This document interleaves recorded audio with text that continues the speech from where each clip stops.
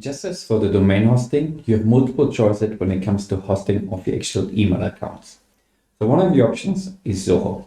Zoho provides fairly good email accounts at a fraction of the cost of others. So you can see here 90 cents, around $1 per month per account, which is way cheaper than compared to 6 or 7 euros at Office or Gmail, and deliverability is just as good.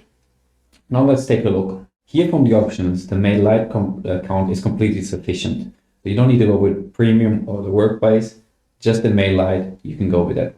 Once we have purchased the account, we can add them in our admin area. So we have the admin area, and we're going to register the domain that we have purchased from Namecheap. In this case, dundermifflin.lol. Try to go for a slightly more serious domain, but this is just to give you an example. Now we have the TXT records that we need to verify. We need to do TXT records, the MX records, SPF, and DKIM. So we're getting the different options here from our overview in the admin panel in Zoho Mail. So the first thing we need to do is we need to verify the TXT record. So we can go into our Namecheap account, into advanced DNS, and then we need to add a record here. So it should be a TXT record, the value that we copied, host this add. And this first step is for actually authenticating that we owning this domain. Let's go back into our Zoho admin area and try to verify that the record was added successfully. It can always take a couple of minutes, so give it some time. Now you can see that the domain has been authenticated, and we can go ahead with actually adding the MX record. So here we get the MX record for Zoho that we need to add into Namecheap. In the advanced setting, the advanced DNS setting for your domain, you scroll down and then you make sure that the mail settings are set to custom MX record. And here we enter the values that we have received from Zoho.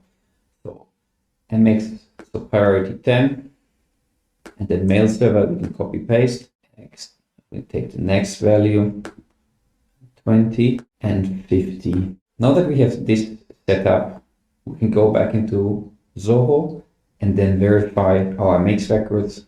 It might take a couple of times, but we can see here it was configured right away, so this is now working. As the next step, we're going to verify the SPF records.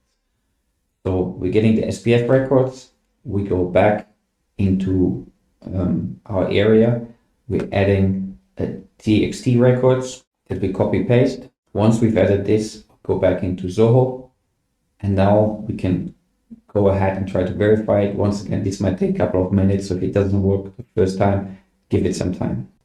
All right, let's try to verify, and it was successful. So the last step that we need to do is the DKIM records. For that, we copy the TXT name and the value with a new record, TXT. Now we copy the Zmail domain key and we copy the value. And then we need to go back into Zoho and we need to verify it. Once again, this might take a couple of minutes. Even though not required by Zoho, you can still set up the DMARC record, which adds an extra layer of security and higher deliverability for your emails. So you could reject emails which are not under the DMARC policy, that we send an email overview to an email where we can see what happens with our domain. Anything that's not part of the policy can be rejected. We can add this to 100, which means all emails which are not part of the policy will be rejected. We put it on strict, and then we generate the DMARC this way. The DMARC we can add in the same way to the Namecheap account as well. So we copy paste the text values as host and also the policy in here. And similar as with the other settings we set up, it's going to take a couple of minutes so we can verify it as well. Let's try whether we can verify it now. And DMARC is set up as well now. In the domain overview, you can now check whether everything is verified. For example, DKIM is verified. You can check the DMARC, which is pointed correctly.